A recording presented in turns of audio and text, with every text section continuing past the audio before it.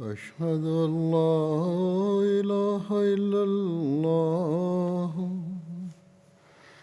وحده لا شريك له وأشهد أن محمدا عبده ورسوله أما بعد فأعوذ بالله من الشيطان الرجيم بسم الله الرحمن الرحيم الحمد لله رب العالمين الرحمن الرحيم مالك يوم الدين إياك نعبد وإياك نستعين اهدنا الصراط المستقيم صراط الذين أنعمت عليهم غير المغضوب عليهم ولا الضالين يا أيها الذين آمنوا كتب عليكم الصيام كما كتب على الذين من قبلكم لعلكم تتقون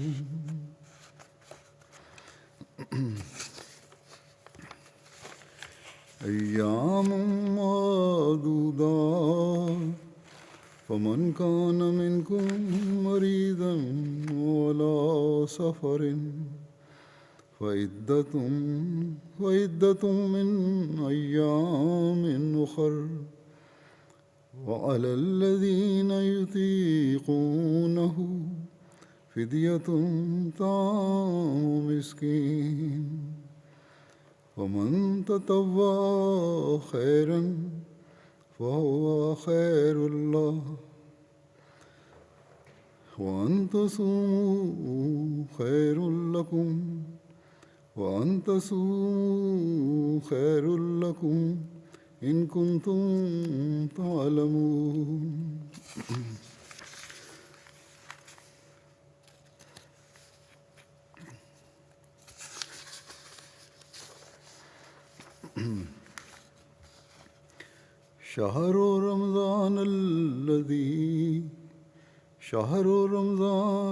شهر رمضان الذي أنزل فيه القرآن هدى للناس وبينات من الهدى والفرقان فمن شهد منكم الشهر فليصم ومن كان مريضا على سفر فعدة من أيام أخر يريد الله بكم اليسر ولا يريد بكم العسر ولتكملوا العدة ولتكبروا الله على ما هداكم ولعلكم تشكرون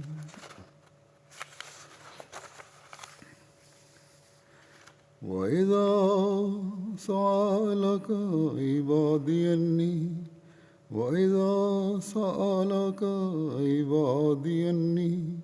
فإني قريب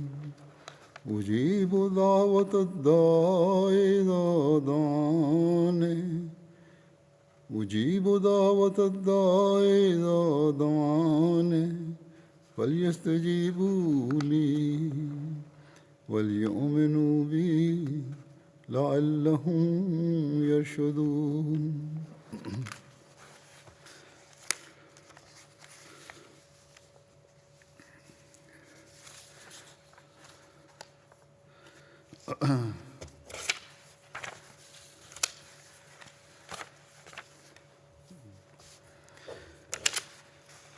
ان آیات کا یہ ترجمہ ہے کہ اے وہ لوگو جو ایمان لائے ہو، تم پر روزے اسی طرح فرض کر دیے گئے ہیں جس طرح تم سے پہلے لوگوں پر فرض کیے گئے تھے، تاکہ تم تقوی اختیار کرو۔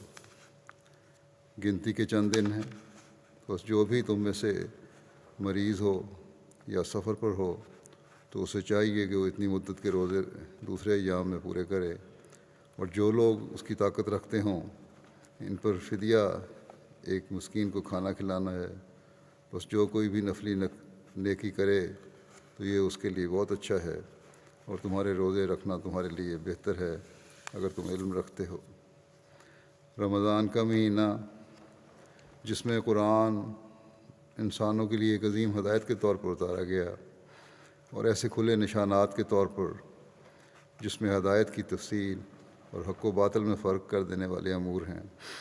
بس جو بھی تم میں سے اس مہینے کو دیکھے تو اس کے روزے رکھے، اور جو مریض ہو یا سفر پر ہو تو گنتی پوری کرنا دوسرے ایام میں ہوگا۔ اللہ تمہارے لیے آسانی چاہتا ہے اور تمہارے لیے تنگی نہیں چاہتا، اور چاہتا ہے کہ تم سہولت سے گنتی کو پورا کرو، اور اس ہدایت کی بنا پر اللہ کی بڑائی بیان کرو جو اس نے تمہیں عطا کی، اور تاکہ تم شکر کرو۔ اور جب میرے بندے تجھ سے میرے متعلق سوال کریں تو یقیناً میں قریب ہوں، میں دعا کرنے والے کی دعا کا جواب دیتا ہوں جب وہ مجھے پکارتا ہے۔ بس چاہیے کہ وہ بھی میری بات پر لبیک کہیں اور مجھ پر ایمان لائیں تاکہ وہ ہدایت پائیں۔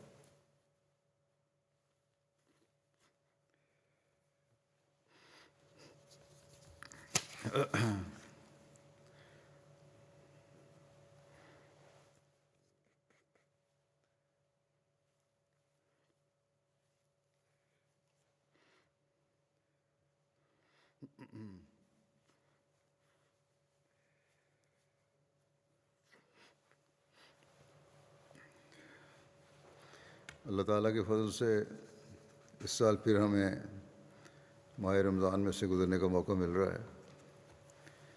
ہمیں ہمیشہ یاد رکھنا چاہیے کہ صرف رمضان کے مہینے کو پانا اور اس میں سے گزرنا ہی کافی نہیں ہے، یا صرف صبح سحری کھا کر روزہ رکھنا اور شام کو افطاری کر کے روزہ کھولنا ہی روزوں کے مقصد کو پورا نہیں کرتا، بلکہ ان روزوں کے ساتھ اور ان روزوں کی وجہ سے اللہ تعالیٰ نے ہمیں اپنے اندر پاک طبیلیاں پیدا کرنے کا حکم فرمایا ہے۔ روزوں کے حوالے سے اللہ تعالیٰ نے ہمیں بعض حکم دیے ہیں، اور اس کے نتیجے میں ان پر عمل کرنے کی وجہ سے ہمیں اپنا قرب عطا فرمانے اور قبولیت دعا کی نوید سنائی ہے۔ ان میں سے چند آیات میں نے تلاوت کی ہیں۔ اللہ تعالیٰ نے ہمیں ان آیات میں جو میں نے تلاوت کی ہیں روزوں کی فرضیت کی طرف توجہ دلائی۔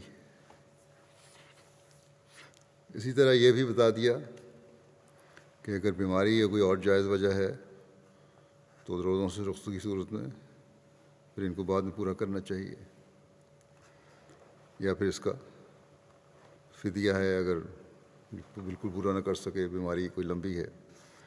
لیکن یہ بھی یاد رہے کہ فدیہ اگر بعد میں روزے رکھنے کی طاقت ہو جائے پھر بھی دینا بہتر ہے اگر مالی لحاظ سے کسی کو اس کی طاقت ہے۔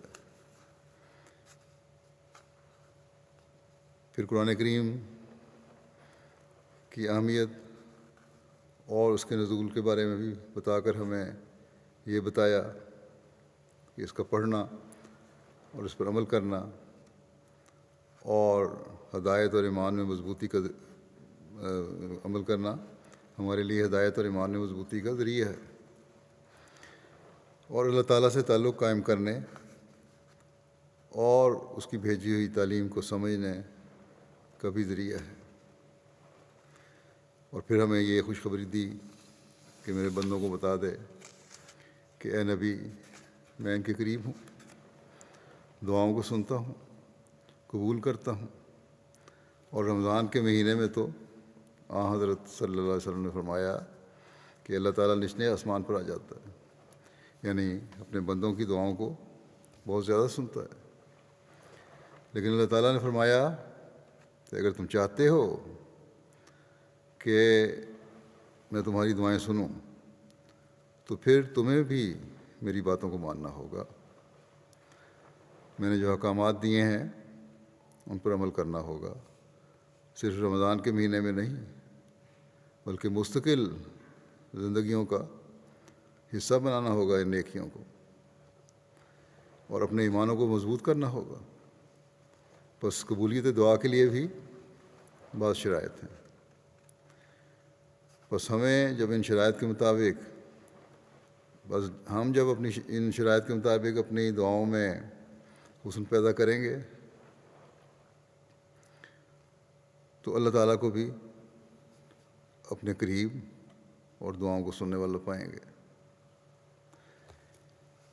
اس وقت میں دعاؤں کے حوالے سے ہی حضرت مسیح موعود علیہ السلام کے بعض فرمودات پیش کر کے اس کی اہمیت اور ہمیں جو اپنی عملی حالتوں کو درست کرنا چاہیے اس کے متعلق قبولیت دعا کی شرائط کیا ہیں اور اس کا فلسفہ اور اس کی گہرائی کے بارے میں جو بیان فرمایا آپ نے، اس میں سے کچھ پیش کروں گا۔ ہم میں سے بہت سے ایسے ہیں جو سطحی طور پر دعا کر کے پھر کہتے ہیں کہ اللہ تعالیٰ نے ہماری دعائیں قبول نہیں کیں، گویا کہ اللہ تعالیٰ کو ہم نے ایک کام کہا جس کو اسے ماننا چاہیے تھا، یعنی نعوذ باللہ اللہ تعالیٰ ان کے حکموں کا پابند ہے، جو چاہے وہ کہیں، جس طرح چاہیں وہ کہیں، جو چاہیں ان کے عمل ہوں، لیکن اللہ تعالیٰ پابند ہے کہ ہماری باتیں سنیں۔ اللہ تعالیٰ نے واضح فرما دیا یہ نہیں ہوگا، پہلے تمہیں میری باتیں ماننی ہوں گی، اپنے عملوں کو قرآنی تعلیم کے مطابق ڈھالنا ہوگا۔ رمضان کے مہینے میں جب نیکیوں کا ماحول بنا ہے، درس و تدریس کا سلسلہ بھی شروع ہوا ہے، تو میری ہدایات اور احکامات کو دیکھو، غور کرو، سنو اور ان پر عمل کرو، اپنے ایمانوں کا جائزہ لو کہ کتنے مضبوط ایمان ہیں تمہارے، کسی مشکل میں پڑنے پر، ابتلا آنے پر ایمان متزلزل تو نہیں ہو رہے۔ بہرحال یہ ایک ایسا مضمون ہے جس میں قدم بندے نہیں پہلے اٹھانا ہے، اور جب اس کی انتہا ہوتی ہے تو پھر اللہ تعالیٰ کی رحمت اور شفقت جوش میں آتی ہے، بس اس کا فضل جوش میں آتا ہے۔ بس اس بات کو سمجھنا ہمارے لیے بہت ضروری ہے۔ حضرت مسیح موعود علیہ السلام ایک موقع پر فرماتے ہیں کہ دعا اسلام کا خاص فخر ہے اور مسلمانوں کو اس پر بڑا ناز ہے، مگر یاد رکھو یہ دعا زبانی بک بک کا نام نہیں ہے، بلکہ یہ وہ چیز ہے کہ دل خدا تعالیٰ کے خوف سے بھر جاتا ہے، اور دعا کرنے والے کی روح پانی کی طرح بہہ کر آستانہ الوہیت پر گرتی ہے، اور اپنی کمزوریوں اور لغزشوں کے لیے قوی اور مقتدر خدا سے طاقت اور قوت اور مغفرت چاہتی ہے۔ اور یہ وہ حالت ہے کہ اسے دوسرے الفاظ میں موت کہہ سکتے ہیں۔ جب یہ حالت میسر آ جاوے تو یقیناً سمجھو کہ باب اجابت اس کے لیے کھولا جاتا ہے، اور خاص قوت اور فضل اور استقامت بدیوں سے بچنے اور نیکیوں پر استقلال کے لیے عطا ہوتی ہے۔ یہ ذریعہ سب سے بڑھ کر زبردست ہے۔ بس یہ ہے دعا کا طریق اور اللہ تعالیٰ کا قرب پانے کا طریق اور دعا کو قبول کروانے کا طریق اور گناہوں سے پاک ہونے کا طریق۔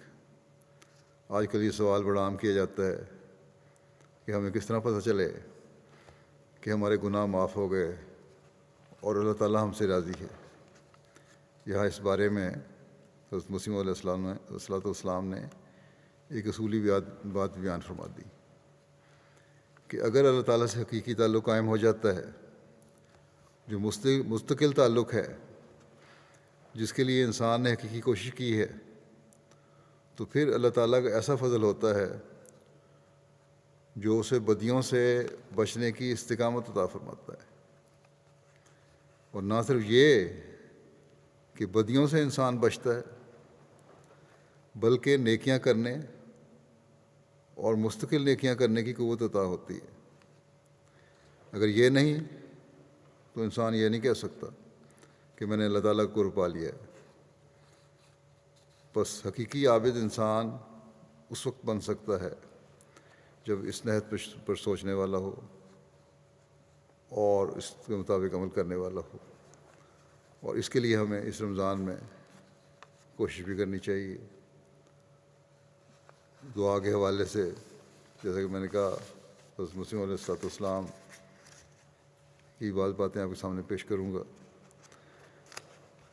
قبولیت دعا کے مسئلے کو بیان فرماتے ہوئے ایک موقع پر حضرت مسیح علیہ السلام فرماتے ہیں، استجابت دعا کا مسئلہ در حقیقت دعا کے مسئلے کی ایک فرع ہے، اور یہ قاعدے کی بات ہے کہ جس شخص نے اصل کو سمجھا ہو، جس شخص نے اصل کو سمجھا ہوا نہیں ہوتا، اس کو فرع کے سمجھنے میں پیچیدگیاں واقع ہوتی ہیں اور دھوکے لگتے ہیں۔ کسی چیز کو سمجھنے کے لیے اس کی بنیاد کو سمجھنے کی ضرورت ہے۔ اگر بنیادی چیز نہیں سمجھ آ رہی تو جتنی مرضی اس کے نکات ہوں، تشریحیں ہوں، وضاحتیں ہوں، وہ سمجھ نہیں آ سکتے۔ فرمایا کہ دعا کی ماہیت یہ ہے کہ ایک سعید بندہ اور اس کے رب میں ایک تعلق مجاذبہ ہے، یعنی جذب کرنے کا ایک تعلق ہے۔ یعنی پہلے خدا تعالیٰ کی رحمانیت بندے کو اپنی طرف کھینچتی ہے، پھر بندے کے صدق کی کوششوں سے خدا تعالیٰ اس سے نزدیک ہو جاتا ہے۔ سچائی اور سچے دل سے کوششیں ہوں گی اگر بندے کی، تو پھر خدا تعالیٰ الگ بندے کے نزدیک ہو جاتا ہے۔ اور دعا کی حالت میں تعلق ایک خاص مقام پر پہنچ کر اپنے خواص عجیبیہ پیدا کرتا ہے، عجیب و غریب قسم کے خاص ظاہر ہوتے ہیں۔ جس وقت بندہ کسی سخت مشکل میں مبتلا ہو کر خدا تعالیٰ کی طرف کامل یقین اور کامل امید اور کامل محبت اور کامل وفاداری اور کامل ہمت کے ساتھ جھکتا ہے اور نہایت درجہ کا بیدار ہو کر غفلت کے پردوں کو چیرتا ہوا فنا کے میدان میں آگے سے آگے نکل جاتا ہے، پھر آگے کیا دیکھتا ہے کہ بارگاہ الوہیت میں الوہیت ہے اور اس کے ساتھ کوئی شریک نہیں۔ تب اس کی روح اس آستانے پر سر رکھ دیتی، صرف اس کو خدا ہی خدا نظر آتا ہے، ہر چیز غائب ہو جاتی ہے نظر سے، دنیا کی کوئی حیثیت اس کے سامنے نہیں رہتی، کسی بھی چیز کی کوئی حیثیت نہیں رہتی، صرف خدا ہوتا ہے۔ ایسی حالت پیدا ہوتی ہے تو اللہ تعالیٰ تب، اور جب خدا کو دیکھتا ہے تو اس کے آستانے پر پھر اس کی روح سر رکھ دیتی ہے، اور قوت جذب جو اس کے اندر رکھی گئی ہے وہ خدا تعالیٰ کی عنایات کو اپنی طرف کھینچتی ہے۔ بندے کے اندر بھی ایک قوت جذب کرنے کی قوت رکھی گئی ہے، وہ اللہ تعالیٰ کی جو عنایات ہیں ان کو جذب کرنا شروع کر دیتی ہے۔ تب اللہ جل شانہ اس کام کے پورا کرنے کی طرف متوجہ ہوتا ہے، اور اس دعا کا اثر ان تمام مبادی اسباب پر ڈالتا ہے، وہ جو بنیادی اسباب جو بھی اس کام کو کرنے کے لیے ضروری ہیں، جو چیزیں بھی ضروری ہیں، جو لوازمات بھی ضروری ہیں، ان پر اللہ تعالیٰ اپنا اثر ڈالتا ہے، جن سے ایسے اسباب پیدا ہوتے ہیں جو اس مطلب کے حاصل ہونے کے لیے ضروری ہیں۔ مثلاً اگر بارش کے لیے دعا ہے تو بعد استجابت دعا کے وہ اسباب طبیعہ جو بارش کے لیے ضروری ہوتے ہیں اس دعا کے اثر سے پیدا کیے جاتے ہیں۔ اور اگر قحط کے لیے بد دعا ہے تو قادر مطلق مخالفانہ اسباب کو پیدا کر دیتا ہے۔ پھر فرمایا کہ جس قدر ہزاروں معجزات انبیاء سے ظہور میں آئے ہیں، یا جو کچھ کہ اولیاء کرام ان دنوں تک عجائبات اور کرامت دکھلاتے رہے ہیں، اس کا اصل اور منبع یہی دعا ہے، اور اکثر دعاؤں کے اثر سے ہی اس طرح کے خوارق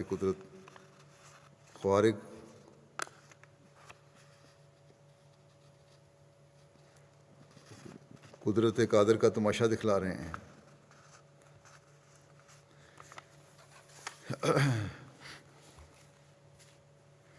قرآن شریف بھی بے شمار پیشگوئیوں سے بھرا ہوا ہے۔ اس کے علاوہ ہم دیکھتے ہیں حضرت مسیح علیہ السلام کے زمانے میں بھی بہت پیشگوئیاں پوری ہوئیں، بہت ساری باتیں پوری ہوئیں، بہت نیک لوگوں کو نیک خوابیں آتی ہیں، پوری ہوتی ہیں، دعاؤں کے اثر ظاہر ہوتے ہیں۔ تو یہ ساری باتیں اسی صورت میں ہوتی ہیں جب خالص ہو کر بندہ اللہ تعالیٰ کے حضور جھکتا ہے۔ پھر حضرت مسیح علیہ السلام فرماتے ہیں مزید وضاحت کرتے ہوئے کہ اللہ تعالیٰ فرماتا ہے کہ والذین جاہدوا فینا لنہدینہم سبلنا، کہ جو ہماری راہ میں مجاہدہ کرے گا ہم اس کو اپنی راہ دکھلا دیں گے۔ مجاہدہ پہلے بندے کے ذمہ ڈالا، تم نے مجاہدہ کرنا ہے، یہ تو وعدہ ہے، اور ادھر یہ دعا ہے کہ اہدنا الصراط المستقیم۔ اللہ تعالیٰ نے یہ وعدہ کیا کہ مجاہدہ کرو، میں تمہیں اپنی راہ دکھلاؤں گا۔ دوسری طرف یہ دعا بھی سکھلا دی کہ اہدنا الصراط المستقیم، کہ ہمیں صراط مستقیم کی طرف ہدایت دے۔ سو انسان کو چاہیے کہ اس کو مد نظر رکھ کر نماز میں بِالْحَا دعا کرے، گڑ گڑا کر دعائیں کرے، اور تمنا رکھے کہ وہ بھی ان لوگوں میں سے ہو جاوے جو ترقی اور بصیرت حاصل کر چکے۔ ایسا نہ ہو کہ اس جہان سے بے بصیرت اور اندھا اٹھایا جاوے۔ چنانچہ فرمایا من کان فی ھذہ اعمیٰ فہو فی الآخرۃ اعمیٰ، کہ جو اس جہان میں اندھا ہے وہ اس جہان میں بھی اندھا ہے، یعنی روحانی لحاظ سے اندھا ہے۔ جو اس جہان میں دنیا میں ڈوبا ہوا، جس نے اللہ تعالیٰ کو نہیں پہچانا، جس نے دعاؤں کی حکمت کو نہیں پہچانا، جس نے دعاؤں کے اثر کو نہیں پہچانا اور دنیا میں ڈوبا ہوا ہے، وہ پھر اگلے جہان میں بھی اللہ تعالیٰ کا قرب نہیں پا سکتا۔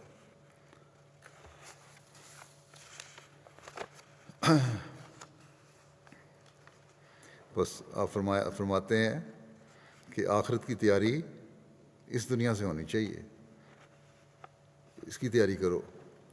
فرمایا کہ جس منشا یہ ہے کہ اس جہان کے مشاہدے کے لیے اسی جہان سے ہم کو آنکھیں لے جانی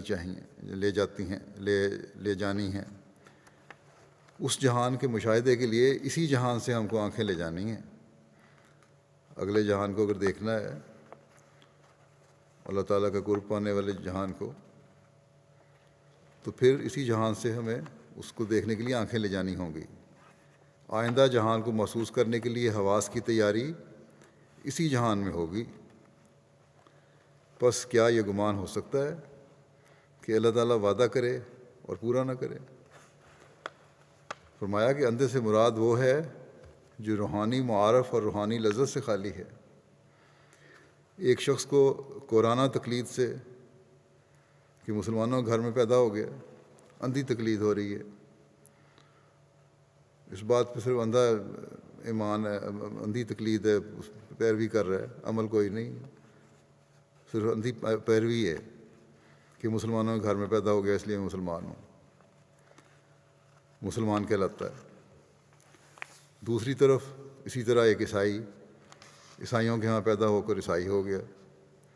یہی وجہ ہے کہ ایسے شخص کو خدا، رسول اور قرآن کی کوئی عزت نہیں ہوتی۔ اس کی دین سے محبت بھی قابل اعتراض ہے۔ جو اندھی تقلید کر رہا ہے اس کی دین سے محبت بھی قابل اعتراض ہے۔ خدا اور رسول کی حد تک کرنے والوں میں اس کا گزر ہوتا ہے۔ اس کی وجہ صرف یہ ہے کہ ایسے شخص کی روحانی آنکھ نہیں، اس میں محبت دین نہیں۔ وَإِلَّا محبت والا اپنے محبوب کے برخلاف کیا کچھ پسند کرتا ہے؟ اگر محبت ہو تو محبوب کے خلاف تو کچھ نہیں پسند کرتا محبت کرنے والا یا محبوب کے خلاف۔ غرض اللہ تعالیٰ نے سکھلایا ہے کہ میں تو دین دینے کو تیار ہوں اگر تو لینے کو تیار ہے۔ بس یہ دعا کرنی چاہیے، دعا کرنا ہی اس ہدایت کو لینے کی تیاری ہے۔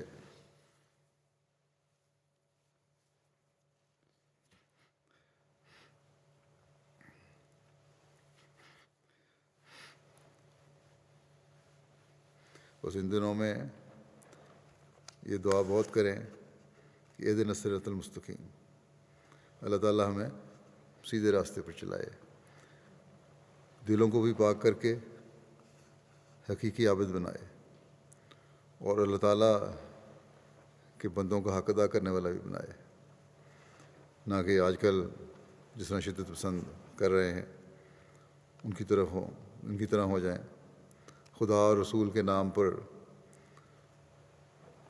ظلم کیے جا رہے ہیں۔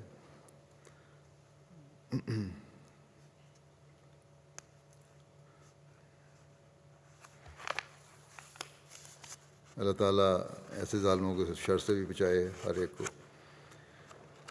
بعض لوگ کہہ دیتے ہیں کہ ہم تو اس قدر گناہ گار ہو گئے ہیں کہ اب خدا تعالیٰ ہمیں بخشے گا نہیں۔ سوال بھی پوچھ لیتے ہیں کہ کتنا گناہ گار آدمی بخشا جا سکتا ہے، اور پھر مزید اس بات پہ کہ ہم بخشے نہیں جائیں گے مزید گناہوں میں مبتلا ہوتے چلے جاتے ہیں۔ اصل میں تو شیطان ایک وسوسہ ڈال رہا ہوتا ہے ان کے دل میں، خدا تعالیٰ سے دور کرنے کے لیے اپنے حربے استعمال کر رہا ہوتا ہے شیطان، اور ایسے لوگ پھر شیطان کے ہاتھوں میں کھیلتے رہتے ہیں۔ لیکن حضرت مسیح علیہ والسلام ہمیں شیطان کے اس حملے اور چنگل سے نکلنے کا طریق بیان کرتے ہوئے فرماتے ہیں کہ گناہ کرنے والا اپنے گناہوں کی کثرت وغیرہ کا خیال کر کے دعا سے ہرگز باز نہ رہے، ہرگز نہ رکو کہ بہت دعا ہو گئی، بہت گناہ ہو گئے ہیں۔ فرمایا کہ دعا تریاک ہے، آخر دعاؤں سے دیکھ لے گا کہ گناہ اسے کیسا برا لگنے لگا۔ دعا ہی تو علاج ہے گناہوں سے بچنے کا۔ جب دعا کرو گے مستقل مزاجی سے تو دیکھو گے کہ گناہ بھی برا لگنے لگے گا، اسے شیطان دوڑ جائے گا۔ جو لوگ معاصی میں ڈوب کر دعا کی قبولیت سے مایوس رہتے ہیں اور توبہ کی طرف رجوع نہیں کرتے، آخر وہ انبیاء اور ان کی تاثیرات کے منکر ہو جاتے ہیں، پھر وہ دین سے ہٹ جاتے ہیں۔ ایسے لوگ دین سے دور ہو جاتے ہیں اور پھر انبیاء سے دور ہوتے ہوتے دہریت تک پہنچ جاتے ہیں، پھر دین سے ہٹتے ہٹتے۔ بس اسلام ایسے لوگوں کو بھی امید کی کرن دکھلاتا ہے جو گناہوں میں ڈوبے ہوئے ہیں۔ اور یہ رمضان کا مہینہ اس لیے یہی موقع پیدا کرنے کے لیے کہ کس طرح گناہوں سے توبہ کرنی ہے، وہ ماحول پیدا کرنے کے لیے اللہ تعالیٰ ہر سال ہمیں دکھاتا ہے۔ بس اس مہینے سے فائدہ اٹھانا چاہیے۔ اپنے ایک الہام کو ذکر کرتے ہوئے کہ اجیب کل دعائے کا، حضرت مسیح علیہ السلام فرماتے ہیں میرے ساتھ میرے مولا کریم کا صاف وعدہ ہے کہ اجیب کل دعائے کا، مگر میں خوب سمجھتا ہوں کہ کل سے مراد یہ ہے کہ جن کے نہ سننے سے ضرر پہنچتا ہے۔ میں سمجھتا ہوں کہ ہر دعا سے مراد یہ نہیں کہ ہر دعا سنی جائے گی، وہ دعائیں، لیکن اگر قبول سے مراد یہ ہے کہ جن کے نہ سننے سے ضرور پہنچتا ہے، لیکن اگر اللہ تعالیٰ تربیت اور اصلاح چاہتا ہے تو رد کرنا ہی اجابت دعا ہے۔ بعض اوقات انسان کسی دعا میں ناکام رہتا ہے اور سمجھتا ہے کہ خدا تعالیٰ نے دعا رد کر دی، حالانکہ خدا تعالیٰ اس کی دعا کو سن لیتا ہے۔ وہ اجابت بصورت رد ہی ہوتی ہے، کیونکہ اس کے لیے در پردہ اور حقیقت میں بہتری اور بھلائی اس کے رد ہی میں ہوتی ہے۔ انسان چونکہ کوتاہ بین اور دور اندیش نہیں بلکہ ظاہر پرست ہے، اس لیے اس کو مناسب ہے کہ جب اللہ تعالیٰ سے کوئی دعا کرے اور وہ بظاہر اس کے مفید طلب نتیجہ خیز نہ ہو، مفید مطلب نتیجہ خیز نہ ہو، تو خدا پر بظن نہ ہو کہ اس نے میری دعا نہیں سنی۔ وہ تو ہر ایک کی دعا سنتا ہے، وہ ادعونی استجب لکم فرماتا ہے۔ راز اور بھید یہی ہوتا ہے کہ داعی کے لیے خیر اور بھلائی رد دعا میں ہوتی ہے، یعنی دعا کرنے والا کے لیے خیر اور بھلائی اسی میں ہے کہ دعا نہ سنی جائے۔ پھر اس کی اسی بات کی مزید وضاحت کرتے ہوئے فرماتے ہیں کہ دعا کا اصول یہی ہے کہ اللہ تعالیٰ قبول دعا میں ہمارے اندیشے اور خواہش کے تابع نہیں ہوتا۔ دیکھو بچے کس قدر اپنی ماؤں کو پیارے ہوتے ہیں، وہ چاہتی ہیں کہ ان کو کسی قسم کی تکلیف نہ پہنچے، لیکن اگر بچے بیہودہ طور پر اصرار کریں اور رو کر تیز چاقو یا آگ کا روشن اور چمکتا ہوا انگارہ مانگیں، تو کیا ماں باوجود سچی محبت اور حقیقی دل سوزی کے کبھی گوارا کرے گی کہ اس کا بچہ آگ کا انگارہ لے کر ہاتھ جلا لے یا چاقو کی تیز دھار پر ہاتھ مار کر ہاتھ کاٹ لے؟ ہرگز نہیں۔ اسی اصول سے اجابت دعا کا اصول سمجھ سکتے ہیں۔ فرمایا کہ میں خود اس امر میں ایک تجربہ رکھتا ہوں کہ جب دعا میں کوئی جزو مضر ہوتا ہے تو دعا ہرگز قبول نہیں ہوتی۔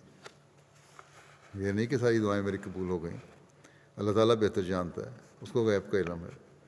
جب کوئی بات اس دعا میں مضر ہوتی ہے، نقصان دہ ہوتی ہے، تو قبول نہیں ہوتی میری دعا۔ وہ فرمایا کہ یہ بات خوب سمجھ آ سکتی ہے کہ ہمارا علم یقینی اور صحیح نہیں ہوتا۔ بہت سے کام ہم نہایت خوشی سے مبارک سمجھ کر کرتے ہیں اور اپنے خیال میں ان کا نتیجہ بہت ہی مبارک خیال کرتے ہیں، مگر انجام کار وہ ایک غم اور مصیبت ہو کر چمٹ جاتا ہے۔ اس کی بہت ساری مثالیں آج کل بھی ہم دیکھتے ہیں، روزانہ کی ڈاک میں نے دیکھا ہے، لوگوں کے خط آتے ہیں کہ دعا کرتے ہیں اور پھر سمجھتے ہیں زبردستی سے کام کو کرنے کے لیے کوشش بھی کرتے ہیں، پھر اس کے نتیجے بہتر نہیں نکلتے، پھر اللہ تعالیٰ سے شکوہ ہوتا ہے کہ ہم نے دعا بھی بہت کی تھی اور بڑا صدقہ خیرات دے کر یہ کام شروع کیا تھا، پھر بھی اس کا نتیجہ نیک نہیں نکلا، یا وہ قبول نہیں ہوئی ہماری دعا۔ پہلی بات تو یہ ہے کہ یہ بھی دیکھنے والی بات ہے کہ دعا کو جو انتہا تک پہنچانے والی بات ہے وہ پہنچائی، اللہ تعالیٰ سے وہ تعلق قائم جو کرنا چاہیے وہ ہوا، اگر نہیں تو پھر تو زبانی جمع خرچی ہے، جس طرح حضرت مسلم نے فرمایا۔ اور اگر دعا کو انتہا تک پہنچا دیا تھا اور پھر اللہ تعالیٰ نے اس کام کو رد کر دیا یا اس کے نتائج نہیں نکلے، تو پھر اللہ تعالیٰ کی یہ حکمت تھی، اسی میں فائدہ تھا انسان کا۔ اور اگر غلطی کی وجہ سے زور دیتا ہے انسان، تو پھر انسان کو بجائے اللہ تعالیٰ پر شکوہ کرنے کے استغفار کرنی چاہیے کہ میرے سے غلطی ہوئی اور میں اس پر زیادہ زور دیتا رہا جو میرے حق میں نہیں تھی بات۔ بعض ایسے بھی ہیں جنہوں نے دعا کی کہ اللہ تعالیٰ یہ قبول کر لے، اگر بہتر نہیں تب بھی قبول کر لے۔ بعض رشتوں میں بھی ایسا ہوا، اللہ تعالیٰ نے دعا سن لی، اس کی ہو گیا رشتہ جہاں وہ پسند کرتا تھا، اور اس کے کچھ عرصے بعد علیحدگی بھی ہو گئی۔ تو ایسی دعائیں پھر کرنی بھی نہیں چاہیے۔ بعض دفعہ اللہ تعالیٰ سبق دینے کے لیے بھی انسان کو سکھا دیتا ہے، اس کی دعائیں بعض قبول کر لیتا ہے جو اس کے حق میں نہیں اچھی ہوتی، لیکن پھر نتیجہ جب سامنے آتا ہے پھر وہ توبہ استغفار کرتا ہے۔ بہرحال فرمایا آپ نے کہ غرض یہ کہ خواہشات انسانی سب پر صادر نہیں کر سکتے کہ سب صحیح ہے، چونکہ انسان سہو اور نسیان سے مرکب ہے، غلطیاں ہوتی ہیں انسان سے، اس لیے ہونا چاہیے اور ہوتا ہے کہ بعض خواہش مضر ہوتی ہے، اور اگر اللہ تعالیٰ اس کو منظور کر لے تو یہ امر منصب رحمت کے صریح خلاف ہے۔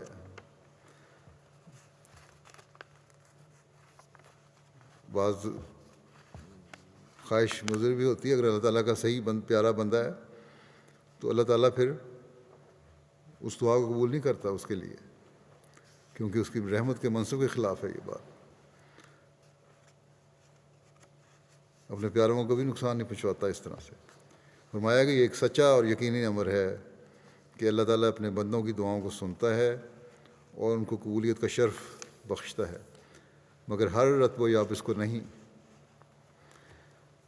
ہر شخص کے لیے نہیں ہے، کیونکہ جوش نفس کی وجہ سے انسان انجام اور معال کو نہیں دیکھتا اور دعا کرتا ہے، فکر ہی نہیں ہوتی اس کو کیا نتیجے نکلنے ہیں اس کے، مگر اللہ تعالیٰ جو حقیقی بہی خواہ اور معال بین ہے، ان مضرتوں اور بد نتائج کو ملحوظ رکھ کر جو اس دعا کے تحت میں بصورت قبول دائی کو پہنچ سکتے ہیں اسے رد کر دیتا ہے، اور یہ رد دعا ہی اس کے لیے قبول دعا ہوتا ہے۔ اپنے قریبیوں کے لیے تو اللہ تعالیٰ کا یہ اصول ہے۔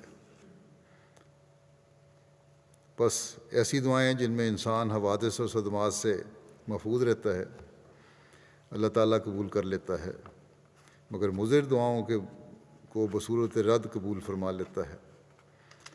فرمایا کہ مجھے یہ الہام بارہا ہو چکا ہے، جیسا کہ پہلے ذکر ہوا کہ اجیب و کلّا دعائے کا، دوسرے لفظوں میں یوں کہو کہ ہر ایک ایسی دعا جو نفس الامر میں نافع اور مفید ہے قبول کی جائے گی۔ یہ تشریح فرمائی آپ نے اس کی کہ جو منافع بخش دعا ہے وہ قبول کی جائے گی۔ فرمایا کہ میں جب اس خیال کو اپنے دل میں پاتا ہوں تو میری روح لذت اور سرور سے بھر جاتی ہے۔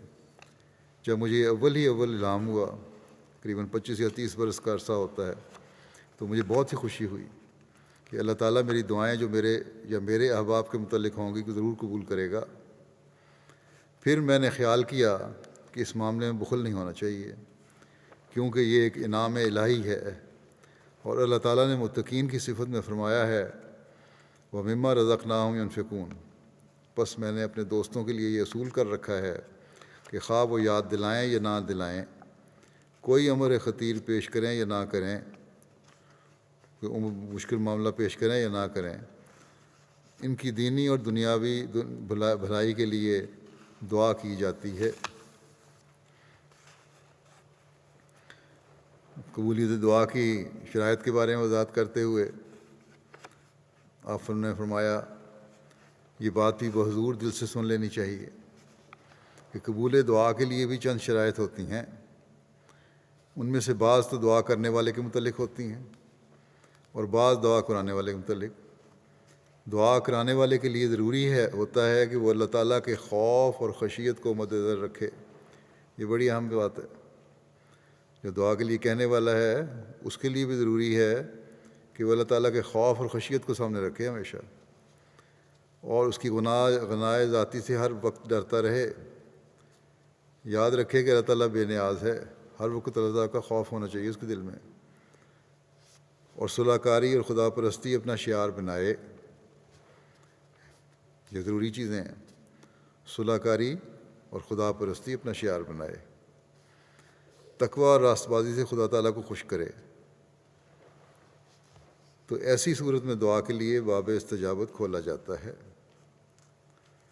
جو ایسی صورت پیدا ہو جائے گی، یہ ساری شرطیں پوری ہوں گی، تو اللہ تعالیٰ پھر دروازہ کھولتا ہے دعا کی قبولیت کا۔ اور اگر وہ خدا تعالیٰ کو ناراض کرتا ہے، اس سے بگاڑ اور جنگ قائم کرتا ہے، اللہ تعالیٰ کے حکموں پر نہیں چلتا، حقوق اللہ اور حقوق العباد کی ادائیگی بھی نہیں کرتا، تو فرمایا تو اس کی شرارتیں اور غلط کاریاں دعا کی راہ میں ایک صد اور چٹان ہو جاتی ہیں، دیوار بن جائیں گی، روک بن جائیں گی، چٹان کی طرح کھڑی ہو جائیں گی، اور استجابت کا دروازہ اس کے لیے بند ہو جاتا ہے، اس کے لیے قبولیت دعا کا دروازہ بند ہو جاتا ہے۔ نہ اس کی دعائیں قبول ہوتی ہیں اپنی، نہ جس سے وہ دعا کروا رہا ہے اس کی دعائیں اس کے حق میں قبول ہوتی ہیں۔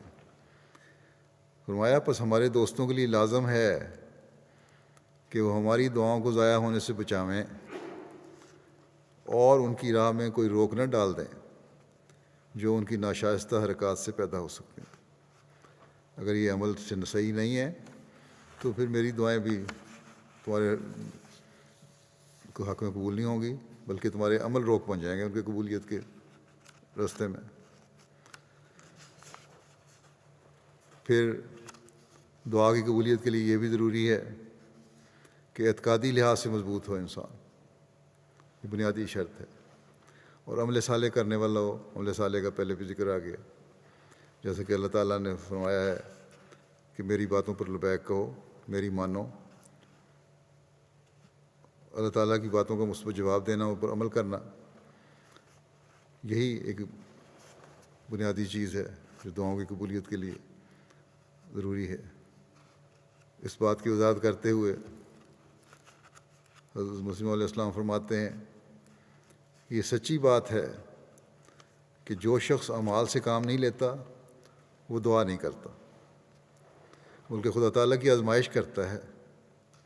اس لیے دعا کرنے سے پہلے اپنی تمام طاقتوں کو خرچ کرنا ضروری ہے، اور یہی معنی اس دعا کے ہیں۔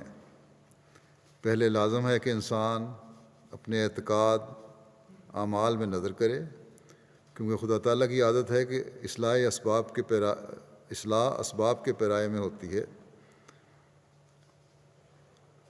سامان مہیا ہوں گے جو اصلاح کے لیے ضروری ہیں، اپنی حالتیں درست کرو گے تو پھر درست کرنے کی کوشش کرو گے تو پھر اصلاح بھی ہوگی۔ فرمایا کہ وہ کوئی نہ کوئی ایسا سبب پیدا کر دیتا ہے جو اصلاح کا موجب ہوتا جاتا ہے۔ اگر دعا سچے دل سے کی جا رہی ہے تو اللہ تعالیٰ پھر ایسا سبب پیدا کر دیتا ہے جو اصلاح کا موجب بن جاتا ہے۔ وہ لوگ اس مقام پر ذرا خاص غور کریں جو کہتے ہیں کہ جب دعا ہوئی تو اسباب کی کیا ضرورت ہے۔ وہ نادان سوچیں کہ دعا بجائے خود ایک مخفی سبب ہے۔ خدا جو دعا کرنا ہے وہ بھی تو ایک سبب بھی وجہ ہے نا، جو دوسرے اسباب کو پیدا کر دیتا ہے۔ اور ایاک نعبد کا تقدم ایاک نستعین پر جو کلمہ دعائیہ ہے اس امر کی خاص تشریح کر رہا ہے کہ ہم تیری عبادت کرتے ہیں اور پھر تجھ سے مدد چاہتے ہیں کہ ہمارے کام ہو جائیں۔ اس امر کی خاص تشریح کر رہا ہے۔ غرض عادت اللہ ہم یوں ہی دیکھ رہے ہیں کہ وہ خلق اسباب کر دیتا ہے، اسباب پیدا کر دیتا ہے انسان کے لیے۔ دیکھو پیاس کے بجھانے کے لیے پانی اور بھوک مٹانے کے لیے کھانا مہیا کرتا ہے، مگر اسباب کے ذریعے۔ یہ نہیں ہے کہ یوں ہی پیاس بجھ گئی یا پانی ویسے ہی آسمان سے ایک دم آ گیا جادو کی طرح، یا کھانا میسر آ گیا۔ اسباب پیدا ہوتے ہیں، ذریعے پیدا ہوتے ہیں جن کے ذریعے سے پانی بھی ملتا ہے اور کھانا بھی ملتا ہے۔ بس یہ سلسلہ اسباب یوں ہی چلتا ہے، اور خلق اسباب ضرور ہوتا ہے، کیونکہ خدائے تعالیٰ کے یہ دو نام ہی ہیں، کان اللہ عزیزاً حکیمہ۔ عزیز تو یہ ہے کہ ہر ایک کام کر دینا، اور حکیم یہ کہ ہر ایک کام کسی حکمت سے موقع اور محل کے مناسب اور موزوں کر دینا۔ دیکھو نباتات جمادات میں قسم قسم کے خواص رکھے ہیں۔ تربتی کو دیکھو کہ وہ 1-2 تولہ تک دست لے آتی ہے، ایسا ہے سکمونیا۔ اللہ تعالیٰ اس بات پر تو قادر ہے کہ یوں ہی دست آ جائے یا پیاس بدون پانی کے بجھ جائے۔ قدرت ہے اللہ تعالیٰ کی کہ پیٹ کھول دے اور پانی سے پیاس بجھ جائے، مگر چونکہ عجائبات قدرت کا علم کرانا بھی ضروری تھا۔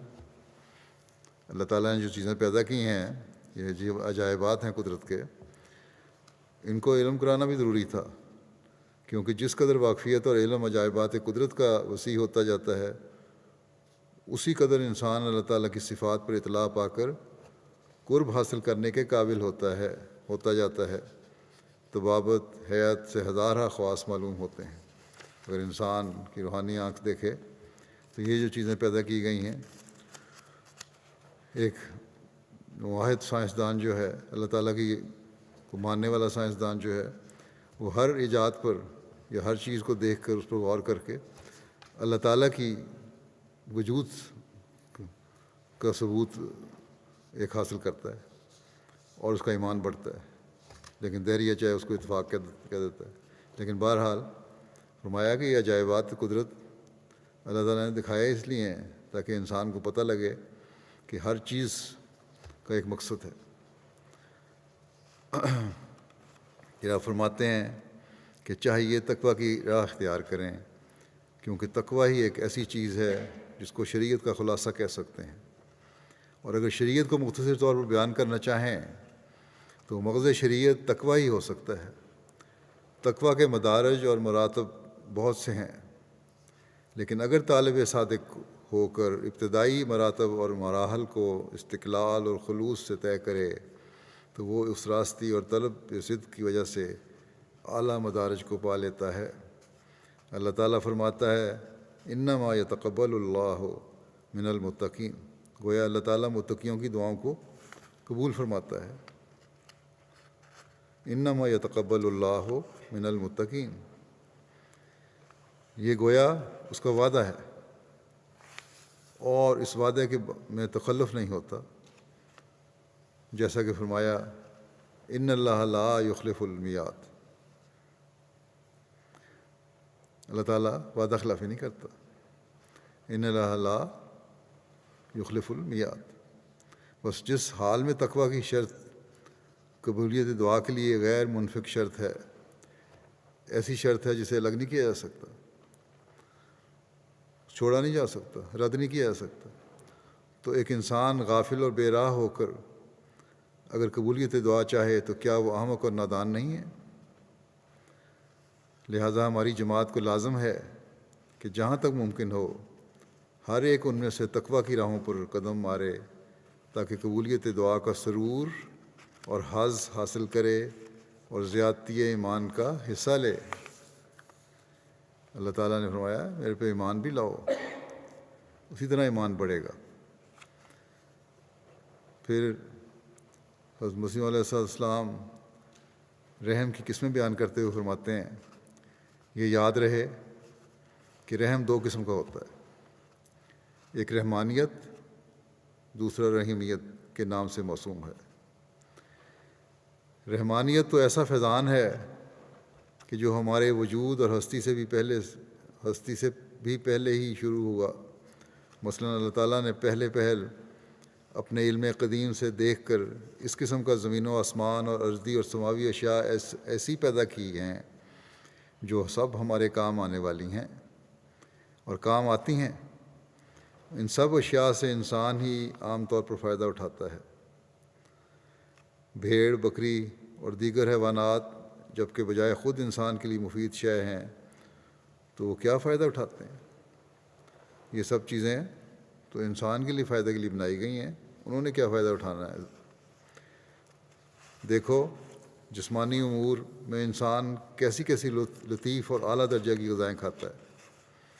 اعلیٰ درجے کا گوشت انسان کے لیے ہے، ٹکڑے اور ہڈیاں کتوں کے واسطے ہیں۔ جسمانی طور پر جو حظوظ اور لذات انسان کو حاصل ہیں گو حیوان بھی اس میں شریک ہیں، مگر انسان کو بدرجہ اعلیٰ حاصل ہیں، اور روحانی لذات میں جانور شریک بھی نہیں ہیں۔ روحانی لذات جو ہیں وہ تو صرف انسان کے لیے ہیں، جانور تو اس میں شریک ہی نہیں۔ بس یہ دو قسم کی رحمتیں ہیں، ایک وہ جو ہمارے وجود سے پہلے پیش از وقت کے طور پر تقدمہ کی صورت میں یعنی پہلی تیار کر کے رکھی گئی ہیں، عناصر وغیرہ اشیاء پیدا کیں جو ہمارے کام میں لگی ہوئی ہیں، اور یہ ہمارے وجود، خواہش اور دعا سے پہلے ہیں۔ ہمارے پیدا ہونے سے ہی پہلے چیزیں ہماری خواہش سے بھی پہلے سے ہی موجود ہیں، ہماری دعا مانگنے سے پہلے سے ہی موجود ہیں، جو رحمانیت کے تقاضے سے پیدا ہوئے ہیں۔ یہ ساری چیزیں اللہ تعالیٰ کی رحمانیت کی وجہ سے پیدا ہوئی ہیں۔ اور دوسری رحمت رحیمیت کی ہے، یعنی جب ہم دعا کرتے ہیں تو اللہ تعالیٰ دیتا ہے. غور کیا جاوے تو معلوم ہوگا کہ قانون قدرت کا تعلق ہمیشہ سے دعا کا تعلق ہے. بعض لوگ آج کل اس کو بدعت سمجھتے ہیں. ہماری دعا کا جو تعلق خدا تعالیٰ سے ہے، میں چاہتا ہوں کہ اسے بھی بیان کروں. فرمایا ایک بچہ یعنی ایک انسان کا جو تعلق ہے دعا سے وہ بیان کرو. ایک بچہ جب بھوک سے بےتاب ہو کر دودھ کے لیے چلاتا ہے اور چیختا ہے تو ماں کے پستان میں دودھ جوش مار کر آ جاتا ہے. بچہ دعا کا نام بھی نہیں جانتا، لیکن اس کی چیخیں دودھ کو کیوں کر کھینچ لاتی ہیں، اس کا ہر ایک کو تجربہ ہے. بعض اوقات دیکھا گیا ہے کہ مائیں دودھ محسوس بھی نہیں کرتی، مگر بچے کی چلاہٹ ہے کہ دودھ کو کھینچ لاتی ہے. تو کیا ہماری چیخیں جب اللہ تعالیٰ کے حضور ہوں تو وہ کچھ بھی نہیں کھینچ کر لا سکتی؟ آتا ہے اور سب کچھ آتا ہے، مگر آنکھوں کے اندھے جو فاضل اور فلاسفر بنے بیٹھے ہیں وہ دیکھ نہیں سکتے. بچے کو جو مناسبت ماں سے ہے، اس تعلق اور رشتہ کو انسان اپنے ذہن میں رکھ کر اگر دعا کی فلسفے پر غور کرے تو وہ بہت آسان اور سہل معلوم ہوتی ہے. دوسری قسم کا رحم یہ تعلیم دیتا ہے کہ ایک رحم مانگنے کے بعد پیدا ہوتا ہے. مانگتے جاؤ گے ملتا جائے گا. ادعونی استجب لکم کوئی لفظی نہیں ہے، بلکہ یہ انسانی سرشت کا ایک لازمہ ہے. پھر اس بات کی اہمیت کو بیان فرماتے ہوئے کہ مانگنا انسان کا خاصہ ہے اور استجابت اللہ تعالیٰ کا کام ہے. فرمایا کہ مانگنا انسان کا خاصہ ہے اور استجابت اللہ تعالیٰ کا. جو نہیں سمجھتا اور نہیں مانتا وہ جھوٹا ہے. بچے کی مثال جو میں نے پہلے بیان کی ہے جو آپ نے، وہ دعا کی فلسفی خوب حل کر کے دکھاتی ہے. رحمانیت اور رحیمیت سے دو نہیں ہیں، بس ایک کو چھوڑ کر دوسرے کو چاہتا ہے اسے مل نہیں سکتا. رحمانیت کا تقاضا یہی ہے کہ ہم میں رحیمیت سے فیض اٹھانے کی سکت پیدا کرے.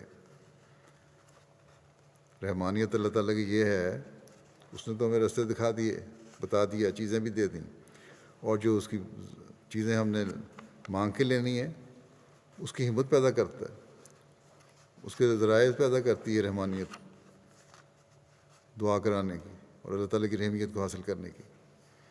فرمایا کہ جو ایسا نہیں کرتا وہ کافر نعمت ہے.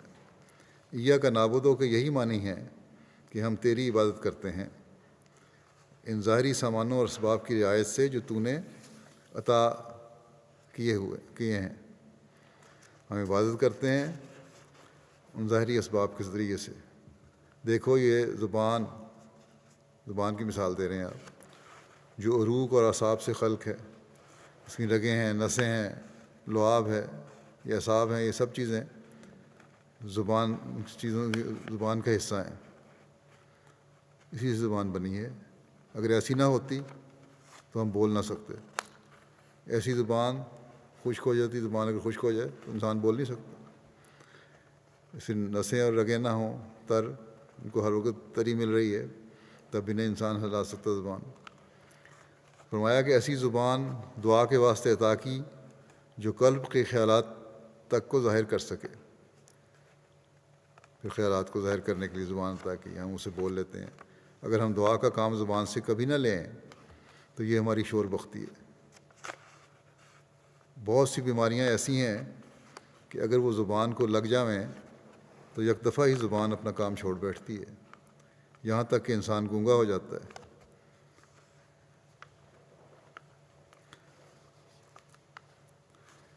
بس یہ کیسی رحیمیت ہے کہ ہم کو زبان دے رکھی ہے.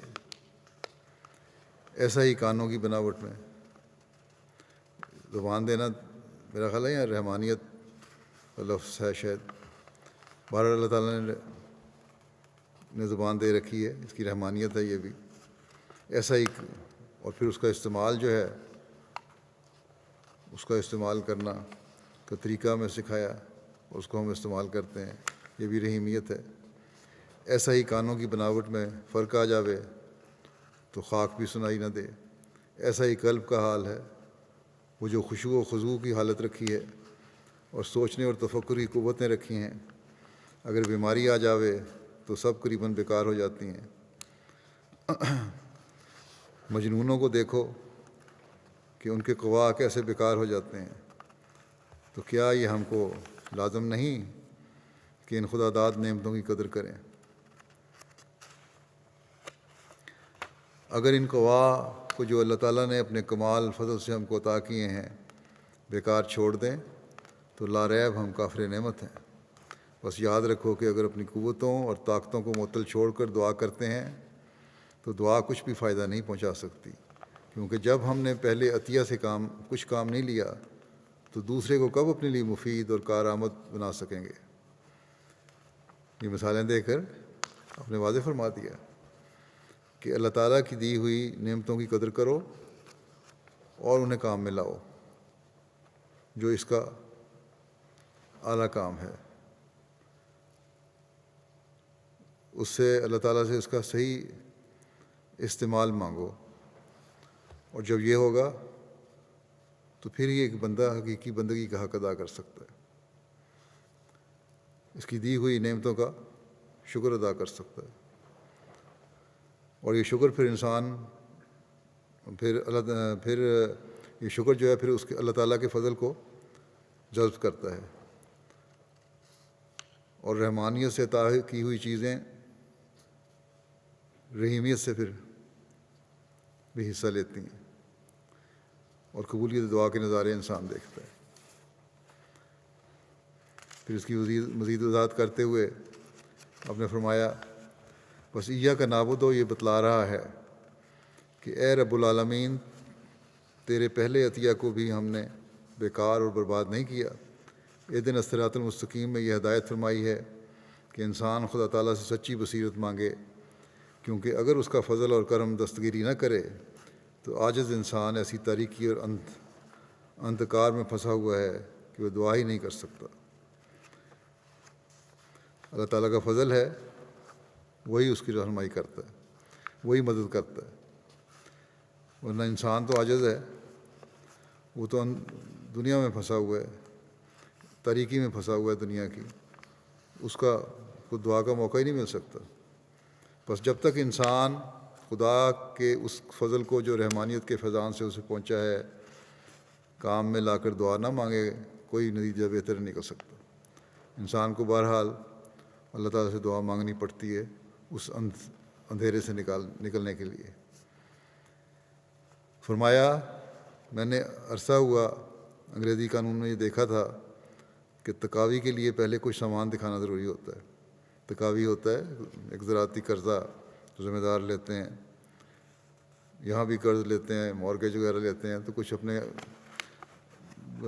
رقم ڈالنی پڑتی ہے بیچ میں، یا کوئی ضمانت دینی پڑتی ہے، سامان دکھانا ضروری ہوتا ہے، کچھ نہ کچھ عمل پیش کرنا پڑتا ہے، عملی طور پہ کچھ نہ کچھ پیش کرنا پڑتا ہے۔ اسی طرح قانون قدرت کی طرف دیکھو کہ جو کچھ ہم کو ملا پہلے ملا ہے اس سے کیا بنایا۔ اگر عقل و ہوش آنکھ کان رکھتے ہوئے نہیں بہکے ہو اور ہمک اور دیوانگی کی طرف نہیں گئے تو دعا کرو اور اپنے اور بھی فضل الہی ملے گا۔ اگر سب چیزیں ملی ہیں انسان کو، اللہ تعالیٰ نے جو نعمتیں دی ہیں اس سے بہکے نہیں ہیں، تو پھر دعا کرو کہ اللہ تعالیٰ نے یہ چیزیں دی ہیں تو فضل الہی اور بڑھے گا، ورنہ محرومی اور بدقسمتی کے لچھن ہیں۔ اگر نعمتوں کا صحیح استعمال نہیں ہے تو پھر دعائیں کوئی فائدہ نہیں دیتی، بلکہ محرومی اور بدقسمتی پھر رہتی ہے انسان کے شامل حال۔ بس ہمیں اس پر بہت غور کرنے کی کوشش کرنی چاہیے۔ پھر آپ فرماتے ہیں قانون قدرت میں قبولیت دعا کی نظیریں موجود ہیں، اور ہر زمانے میں خدا تعالیٰ زندہ نمونے بھیجتا ہے، اسی لیے اس نے اہدنا الصراط المستقیم صراط الذین انعمت علیہم کی دعا تعلیم فرمائی ہے۔ یہ خدا تعالیٰ کا منشا اور قانون ہے، اور کوئی نہیں جو اس کو بدل سکے۔ اہدنا الصراط المستقیم کی دعا سے پایا جاتا ہے کہ ہمارے اعمال کو اکمل اور اتم کر، ہمارے اعمال کو اکمل اور ختم کر، مکمل کر، پورا کر۔ ان الفاظ پر غور کرنے سے معلوم ہوتا ہے کہ بظاہر تو اشارۃ النص کے طور پر اس سے دعا کرنے کا حکم معلوم ہوتا ہے، ظاہری طور پر دعا کرنے کا حکم ہے، صراط مستقیم کی ہدایت مانگنے کی تعلیم ہے، لیکن یہ ضرور ہے، یہی ہے اس کی طرف اشارہ ہو رہا، لیکن اس کے سر پر ایاک نعبد و ایاک نستعین بتا رہا ہے کہ اس سے فائدہ اٹھائیں، یعنی صراط مستقیم کے منازل کے لیے قوا سلیم سے کام لے کر استعانت الہی کو مانگنا چاہیے۔ ایاک نعبد و ایاک نستعین بتا رہا ہے کہ اگر صراط مستقیم کو حاصل کرنا ہے تو پھر اپنے جو قوا اللہ تعالیٰ نے تمہیں دیے ہیں ان سے کام لے کر اللہ تعالیٰ کی مدد مانگنی پڑے گی صراط مستقیم پہ چلنے کے لیے۔ بس ظاہری اسباب کی رعایت ضروری ہے، جو اس کو چھوڑتا ہے وہ کافر نعمت ہے۔ نیکیاں کرنے کے لیے بھی اللہ تعالیٰ سے مدد مانگنی پڑے گی۔ فرمایا ہمیں ایسی زبان دعا کے لیے عطا کی ہے اللہ تعالیٰ نے جو قلب کے خیالات اور ارادوں کو ظاہر کر سکے۔ پھر فرمایا ایسا ہی قلب میں خشوع و خضوع کی حالت رکھی ہے اور سوچنے اور تفکر کی قوتیں ودیت کی ہیں۔ بس یاد رکھو اگر ہم ان قوتوں اور طاقتوں کو معطل چھوڑ کر دعا کرتے ہیں تو یہ دعا کچھ بھی مفید اور کارگر نہ ہوگی، کیونکہ جب پہلے عطیہ سے کچھ کام نہیں لیا تو دوسرے سے کیا نفع اٹھائیں گے۔ اس لیے اہدنا الصراط المستقیم سے پہلے ایاک نعبد و بتا رہا ہے کہ ہم نے تیرے پہلے عطیوں اور قوتوں کو بیکار اور برباد نہیں کیا۔ یاد رکھو رحمانیت کا خاصہ یہی ہے کہ وہ رحیمیت سے فیض اٹھانے کے قابل بنا دے۔ اس لیے اللہ خدا تعالیٰ نے جو ادعونی استجب لکم فرمایا یہ نری لفاظی نہیں ہے بلکہ انسانی شرف اسی کا متقاضی ہے۔ مانگنا انسانی خاصہ ہے اور جو استجابت جو اللہ تعالیٰ کا نہیں وہ ظالم ہے، یعنی جو اللہ تعالیٰ سے مانگنے کی تلاش میں نہیں رہتا وہ ظالم انسان ہے۔ پھر دعا ایک ایسی سرور بخش کیفیت ہے کہ مجھے افسوس ہے کہ میں کن الفاظ میں اس لذت اور سرور کو دنیا کو سمجھاؤں، یہ تو محسوس کرنے سے ہی پتہ لگے گا۔ مختصر یہ کہ دعا کے لوازمات سے اول ضروری یہ ہے کہ اعمال صالحہ اور اعتقاد پیدا کریں، کیونکہ جو شخص اپنے اعتقادات کو درست نہیں کرتا اور اعمال صالحہ سے کام نہیں لیتا اور دعا کرتا ہے وہ گویا خدا تعالیٰ کی آزمائش کرتا ہے۔ تو بات یہ ہے کہ اہدنا الصراط المستقیم کی دعا میں یہ مقصود ہے کہ ہمارے اعمال کو اکمل اور اتم کر، اور پھر یہ کہہ کر صراط الذین انعمت علیہم اور بھی صراحت کر دی کہ ہم اس صراط کو اس صراط کی ہدایت چاہتے ہیں جو منعم علیہ گروہ کی راہ ہے، اور مغضوب گروہ کی راہ سے بچا جن پر بدعمالیوں کی وجہ سے عذاب الہی آ گیا، اور ضالین کہہ کر یہ دعا تعلیم کی ہے کہ اس سے بھی محفوظ رکھ کے تیری حمایت کے بدوں بھٹکتے پھریں، بغیر تیری حمایت کے ہم بھٹکتے پھریں، ہمیں بھٹکنے سے بھی بچا۔ بس اس لحاظ سے غور کر کے سورہ فاتحہ بھی جب پڑھیں تو اس طرح دعا کرنی چاہیے۔ پھر آپ دعا میں اسباب کی رعایت کے ضروری ہونے کا ذکر کرتے ہوئے مزید فرماتے ہیں کہ سنو وہ دعا جس کے لیے ادعونی استجب لکم فرمایا ہے، اس کے لیے یہی سچی روح مطلوب ہے۔ اگر اس تضرع اور خشوع میں حقیقت کی روح نہیں تو وہ ٹیں سے کم نہیں ہے۔ پھر کوئی کہہ سکتا ہے کہ اسباب کی رعایت ضروری نہیں ہے، یہ غلط فہمی ہے۔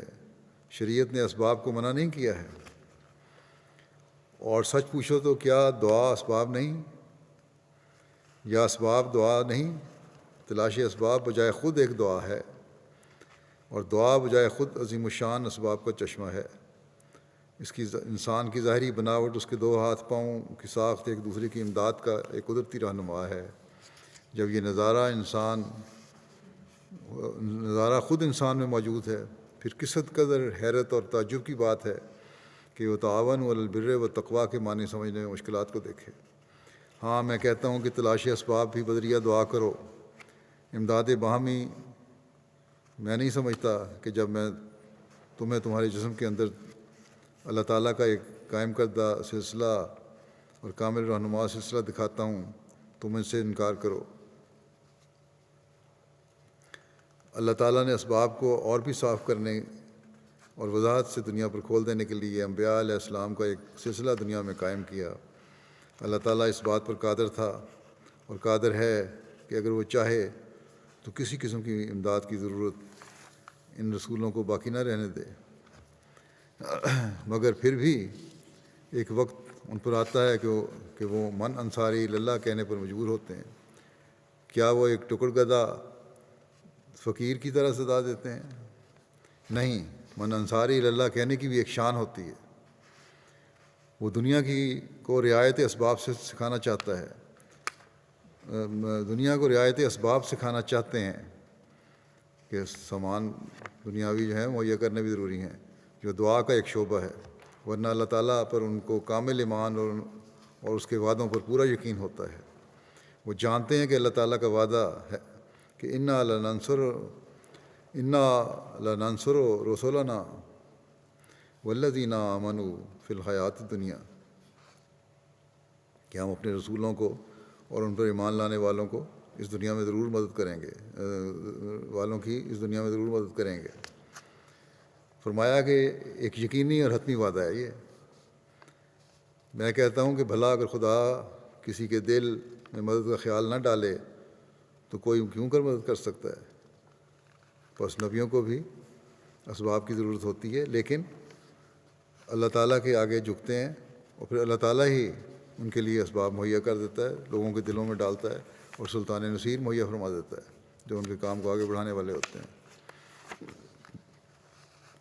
دعا کے حوالے سے نماز کی غرض اور اہمیت کو بیان کرتے ہوئے آپ فرماتے ہیں کہ نماز کی اصل غرض اور مقصد دعا ہی ہے، اور دعا مانگنا اللہ تعالیٰ کی قانون قدرت کے عین مطابق ہے۔ مثلا ہم عام طور پر دیکھتے ہیں کہ جب بچہ روتا دھوتا ہے اور اضطراب ظاہر کرتا ہے تو ماں کس قدر بے قرار ہو کر اس کو دودھ دیتی ہے۔ الوہیت اور عبودیت میں اسی قسم کا ایک تعلق ہے جس کو ہر شخص سمجھ نہیں سکتا۔ جب انسان اللہ تعالیٰ کے دروازے پر گر پڑتا ہے اور نہایت عاجزی اور خشوع اور خضوع کے ساتھ اس کے حضور اپنے حالات کو پیش کرتا ہے اور اس سے اپنی حاجات کو مانگتا ہے تو الوہیت کا کرم جوش میں آتا ہے اور ایسے شخص پر رحم کیا جاتا ہے، اور اللہ تعالیٰ کے فضل و کرم کا دودھ بھی ایک گریہ کو چاہتا ہے، اس لیے اس کے حضور رونے والی آنکھ پیش کرنی چاہیے۔ پھر آپ فرماتے ہیں بعض لوگوں کا یہ خیال ہے کہ اللہ تعالیٰ کے حضور رونے دھونے سے کچھ نہیں ملتا۔ بالکل غلط اور باطل ہے یہ چیز۔ ایسے لوگ اللہ تعالیٰ کی ہستی اور اس کی صفات قدرت و تصرف پر ایمان نہیں رکھتے۔ اگر ان میں حقیقی ایمان ہوتا تو ایسا کہنے کی جرت نہ کرتے۔ جب کبھی کوئی شخص اللہ تعالیٰ کے حضور آیا ہے اور اس نے سچی توبہ کے ساتھ رجوع کیا ہے، اللہ تعالیٰ نے ہمیشہ اس پر اپنا فضل کیا ہے۔ یہ کسی نے بالکل سچ کہا ہے کہ عاشق کے شد کہ یار بے حالش نظر نہ کرت، اے خواجہ درد نیست وگر نہ طبیب ہست۔ کون ہے جو عاشق ہوا ہو اور یار نے اس کی حال پر نظر نہ کی ہو؟ ارے صاحب درد ہی نہیں ورنہ طبیب تو موجود ہے۔ خدا تعالیٰ تو چاہتا ہے کہ تم اس کے حضور پاک دل لے کر آ جاؤ، صرف شرط اتنی ہے کہ اس کے مناسب حال اپنے آپ کو بناؤ، اور وہ سچی تبدیلی جو خدا تعالیٰ کے حضور جانے کے قابل بنا دیتی ہے اپنے اندر کر کے دکھاؤ۔ میں تمہیں سچ سچ کہتا ہوں کہ خدا تعالیٰ میں عجیب قدرتیں ہیں اور اس میں لا انتہا فضل و برکات ہیں، مگر اس کے دیکھنے اور پانے کے لیے محبت کی آنکھ پیدا کرو۔ اگر سچی محبت ہو تو خدا تعالیٰ بہت دعائیں سنتا ہے اور تائیدیں کرتا ہے۔ پھر آپ نے فرمایا مومنوں کی تعریف میں خدا تعالیٰ فرماتا ہے یذکرون اللہ قیاما وقعودا وعلی جنوبہم ویتفکرون فی خلق السماوات والارض ربنا ما خلقت ھذا باطلا۔ یعنی مومن وہ لوگ ہیں جو خدا تعالیٰ کو کھڑے اور بیٹھے اور اپنے بستروں پر لیٹے ہوئے یاد کرتے ہیں، اور جو کچھ زمین اور آسمان میں عجائب صنعتیں موجود ہیں ان میں غور اور فکر کرتے رہتے ہیں، اور جب لطائف صنعت الہی ان پر کھلتے ہیں تو کہتے ہیں خدایا تو نے ان صنعتوں کو بیکار پیدا نہیں کیا۔ یعنی وہ لوگ جو مومن خاص ہیں سنت شناسی اور حیات دانی سے دنیا پرست لوگوں کی طرح صرف اتنی ہی غرض نہیں رکھتے کہ مثلاً اسی پر کفایت کریں کہ زمین کی شکل یہ ہے اور اس کا قطر اس قدر ہے اور اس کی کشش کی کیفیت یہ ہے اور آفتاب اور مہتاب اور ستاروں سے اس قسم کے تعلقات ہیں، بلکہ وہ سنت کی کمالیت شناخت کرنے کے بعد اور اس کے خواص کھلنے کے پیچھے سانے کی طرف رجوع کر جاتے ہیں اور اپنے ایمان کو مضبوط کرتے ہیں، یعنی علم حاصل کر کے خدا تعالیٰ کی طرف جھکتے ہیں، جیسا کہ میں نے کہا پہلے بھی، اور اپنے ایمان کو مضبوط کرتے ہیں، اور یہی ایک مومن کی خاص نشانی اور امتیاز ہے۔ یہ چند باتیں میں نے اس عظیم خزانے سے پیش کی ہیں جو حضرت اقدس مسیح موعود علیہ السلام نے ہمیں عطا فرمایا، جس سے دعا کی اہمیت، حکمت، دعائیں مانگنے کا طریق، اس کی فلاسفی سب پر کچھ نہ کچھ روشنی پڑتی ہے۔ اگر ہم اس کو سمجھنے والے ہوں تو ہم اپنی زندگیوں میں ایک انقلاب پیدا کر سکتے ہیں، خدا تعالیٰ سے تعلق میں ایک خاص کیفیت پیدا کر سکتے ہیں، اللہ تعالیٰ کے فضل کو جذب کرنے والے بن سکتے ہیں۔ بس ہمیں اس رمضان میں کوشش کرنی چاہیے کہ ہم اللہ تعالیٰ کے قرب کو پانے کے لیے اس کے حکموں پر چلنے والے ہوں، اپنے ایمانوں کو مضبوط کرتے چلے جانے والے ہوں، دعا کی حکمت اور فلاسفی کو سمجھنے والے ہوں، اپنے اعمال کی اصلاح کرنے والے بنیں، اور ان لوگوں میں شامل ہوں جن کی دعائیں اللہ تعالیٰ کے حضور مقبول ہوتی ہیں۔ یہ رمضان ہمارے اللہ تعالیٰ سے تعلق اور روحانی تعلق میں یا روحانی حالت میں ایک انقلاب پیدا کرنے والا ہو۔ اپنے بھائیوں کے لیے بھی دعائیں کریں۔ پہلے میں دعاؤں کے لیے تحریک کرتا رہتا ہوں جو پاکستان میں ہے یا الجزائر میں ہے یا کسی بھی جگہ میں ہے جو کسی بھی طرح کسی خاص طور پہ جماعتی مشکلات میں گرفتار ہیں۔ پاکستان میں تو روزانہ کوئی نہ کوئی واقعہ ہو جاتا ہے جہاں احمدیوں کو تکلیفیں دی جاتی ہیں کسی نہ کسی رنگ میں،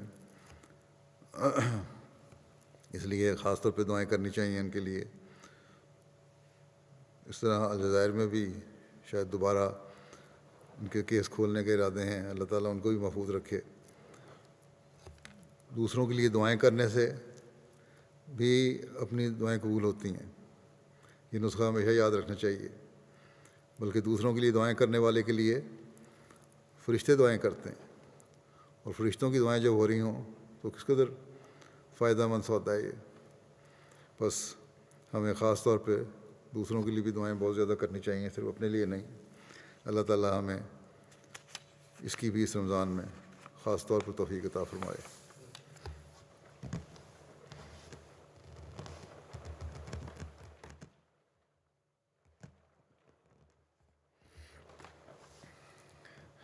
الحمد لله نحمده ونستعينه ونستغفره ونؤمن به ونتوكل عليه ونعوذ بالله من شرور أنفسنا ومن سيئات أعمالنا ومن يهده الله فلا مضل له ومن يضلل فلا هادي له ونشهد أن لا إله إلا الله ونشهد أن محمدا عبده ورسوله عباد الله رحمكم الله إن الله يأمر بالعدل والإحسان وإيتاء ذي القربى